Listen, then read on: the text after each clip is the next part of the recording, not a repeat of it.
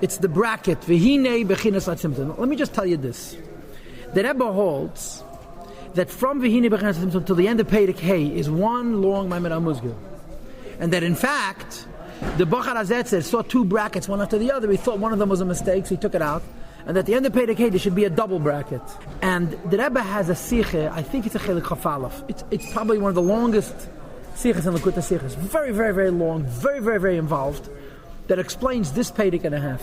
Because when you read this shtickle, the end of Dala, the rest of Hey, you push it, have no idea what the Alter Rebbe is trying to say. It's like, what's going on? What's the mo?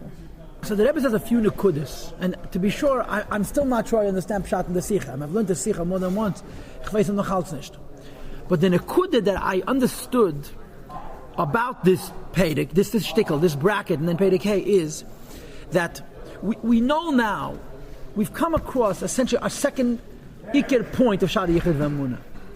If the first point of Shari Yichud V'Amunah is that Yesh Meyayin requires a Savas B'chol Rega, the second point of the Shari Yichud V'Amunah is Hein Hein Gvur Eisav. Hein Hein Gvur Eisav. That you should know that the act of Tzimtzum is as much an act of godliness as the act of Gilui. Just like you can't create, you can't hide. Perek Vav, he's already going to speak another inyan. Havayahu Halikim. So it's a third Nekudah.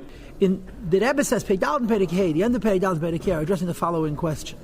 How do we view Tzimtzum? Because there's two ways to look at it. And again, I'm really not sure if I have a correct shot, but I'll tell you what I understand at the moment.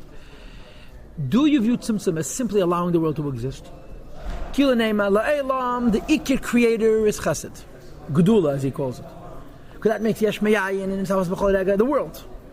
Now, but then, if the world would know its source, it wouldn't be a world, it would be the Dvar Havaya. So Gevura allows the world to be what Chesed makes it to be by hiding the Keach HaPeil from the Nifal, so the world exists.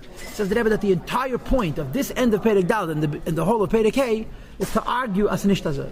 That this Hein Hein Gevur Eisav is not simply allowing Chesed to create a world, but that the Gevura is also creating the world. What's the difference? The difference is the Tzimtzum real? Is the Tzimtzum, the concealment of godliness in the world, is that a part of what the world is? Or is it only a part of what the world needs in order to function? The nafkamina would be, what about those tzaddikim who have Gili Elokus? How do they function? If the Gevura is simply allowing a Helam to exist, you shouldn't see the Kechapel Benifel. What if you do? Zog the Rebbe, this is what this bracket, the end of Perek Dal, and Perek Hey is saying, you should know that this, the end of Hein Hein Gvur Eisav, it's not the pshat that the Gevura is simply allowing the Yesh Meyayin to be useful. The Gevura is creating the world. The Tzimtzum is real. Tzimtzum real means to say the biggest tzaddik, the biggest gadol, the biggest kaddish is prevented from seeing Elokus because the concealment of Elokus is real. Or to say it in slightly different words, the concealment of Elokus is Elokus itself. It's not just the concealment of Elokus is allowing the Elokus of Chesed to function as a world, but that there's a real union of Tzimtzum. And it explains a lot of things. It explains why he goes into holy information Rabbeinu. It explains Torah and mitzvahs a little bit later on. And it also explains, says the Rebbe, the idea of Shitef Imei Midas HaRachamim. Why the Eibishter has to put Shitef Imei Midas HaRachamim in the beginning of Perek Hey. So let's begin. And I tell you again, I'm teaching you a piece of Tanya that I don't understand, which is a goiness. V'hinei. V'hinei Tzimtzum V'hester HaChayes, the contraction and the blockage of life, which is the Gevura that's overriding the Gdula, the Chesed of the Eibishter, which creates Yesh Meyayin. So that the world should seem separate from the Eibishter so it could exist. Says the Rebbe, Nikri B'Shem Kelim is called vessels. It's not only the Pshat that it's nothing hiding over something, it's something hiding over something. It's the Kelim hiding over there, the Kelim are Metzias. Or to say it, Nach Tifer, there's a Lakus in Kelim, there's a separate Lakus in Tzimtzum, as opposed to simply hiding the Lakus of Chesed, so there should be a world. And the chayas, that means to say the havaya which creates, is called oir, right? In other words, the hein hein gvur eisav is called kelim, and the gedula of the Eibush which creates yesh meyayin is called oir. Or as you'll see in the beginning of Perek Vav, the gedula of the Eibush which creates world is called havaya loshen mahava. Hoive means it creates, and yud made ala nitzchis atmidius is always creating, and the tzimtzum is alakim. It's not that alakim is only letting havaya exist. Alakim is also part of the creator. And what part of the creator is he? Creating the concealment of the Eibishter, Caleb. Okay, and he explains. As a vessel covers what's inside of itself. Similarly, the Eibishter's Tzimtzum. Mechaso, masted blocks and hides. Kisoy and hested. He doesn't use the word helam, because helam means that oy mitzad atzmai is hidden. He uses the word machaso master, which means that something foreign. The difference between helam and hesed is helam, the light is hidden because you don't see it. Master means because something is preventing you from seeing it. Mechasa and master both mean the same. So the difference weiß ich nicht. Ha'ayr v'achai is the light and life ha'shafeh, which is flowing from the Eibishter. And this light and life which is flowing from the Eibishter is creating yesh mayayin. And the kelim don't let us see the ayin, which is the kerech ha'pel b'nifel and the yesh. V'ha'kelim heineinu oisius, the vessels are oisius. And you should know, shesharshan he'esius menatzpach. The source of oisius is the 5 oisius mantzapach. Shein hei gevuras, which are 5 gevuras. Hamachalkes umafrides, that divide and that separate. Machalkes means to separate from one another.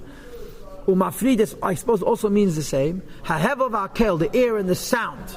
Behemei toisapeh, the 5 different tools that we use to speak. What they call in our society the vocal cords, but in Teirat hemei tois, the throat and the lips and the tongue and the teeth and the palate. That from 5 to become 22 letters, like what it says in Tanya Kadisha, you can have it in Gersa Kedesh Siman Hey, that you have Achahem Me'agoren, Bump Me'asvasayim, Gicht Me'acheg, Dal Tant from the tongue, and so forth. But here's the key. The root of these Hegevuras is very, very high. Butina means a candle, the Kadinisa means a darkness, which means a level of air which is higher than Gilei. Cheshach, chashchas ha'er. Someone once told me this pshat, that's how I know it. And he bring me a eye from Nigle. Yeah, Chometz Nukshe is made from something the Kadinisa. I found him Sech the Psach. She Gevura Allah, which is a very high madrega of Gevura. How high is it? The Atik came in all different pneumias, I guess. The source of Chesed, which in this context is what's creating Yesh Mayayin. Who gam ken Chesed Atikim, also Chesed from Atik. Kidu Yedechein. But you should know that the Shadish of Gevuras, or the Tzimtzum of Gevuras of Atikim. So the Rebbe says the pshat here is that you should know that's not only the pshat that the Gevuras are a secondary assistant to the Chesed. Chesed is creating yesh miyayin, and Gvura is allowing the world to be a yesh, nishtazeh. The shadish of Gvura is at least as high as the Chasadim, maybe even higher, because in Atik, Gvura is higher than Chesed. Kiyadua, ve'en kana makom l'chanach wazah. But the Rebbe doesn't say that word. So that you should know that the shadish of these Gvuras are so high to indicate that they have the power not only to help Chesed to create a world, but to actually affect the creation in its own image. Gvura doesn't only help Chesed make a world, Gvura makes the world. Just like Chesed makes the world, Gevura makes the world. But Chesed makes the world in a way that you would know the source. And Gevura's function is to make that you should know the source of this world. And when Gevura hides over Chesed, he's not only hiding over Chesed that we don't see it, he's hiding over Chesed that the Elokus is taka hidden. And the nafkamina is, amongst other things, by tzaddikim gedalim. Tzaddikim gedalim are neshamas of Atzilas. You had this in Tanya Perek Lamates. Regular tzaddikim is Bria. Tzaddikim gedalim is Atzilas. And Malachim is Yetzira. They gate is Beklolos. So that even tzaddikim gedalim, when a madrega of Atzilas, the world is ma'alim, master, and alakus, even to them, not because Hein Hen Gvuraisev is helping Chesed create the world, but Hein Hen Gvuraisev Gvura is equal to Chesed, and they're 50% of the creation. Creation is not only a world that Hashem is being hidden from, creation is the hiddenness of Hashem. And one of the nice things, ways of putting it, that you sound very, very like a fancy person, that when you look at the world and you don't see God, what are you looking at? Directly at the Eibishter. Oh, thus is it. The concealment is the Eibishter. Not that the concealment is the world without seeing the source. The concealment is the Eibishter. The concealment is real. And we continue.